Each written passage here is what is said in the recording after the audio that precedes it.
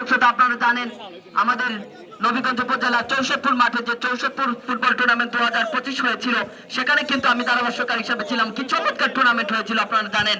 সেই টুর্নামেন্টটিতে কিন্তু চমৎকার ভাবে আমাদের সিলেট বিভাগের বিভিন্ন প্রান্ত থেকে গোলকিপার গেছি গোলকিপার চলে গেছেন এগিয়ে আরেক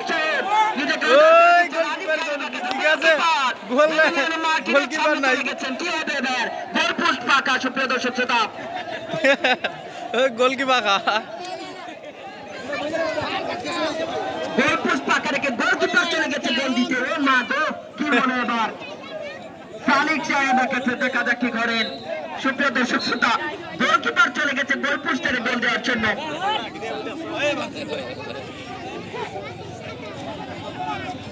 সুপ্রিয় দর্শক শ্রোতা, আমাদের আজকের খেলাটিতে হিসেবে মঞ্চে যারা উপস্থিত রয়েছেন সকলের প্রতি আন্তরিক ভালোবাসা এবং কৃতজ্ঞতা।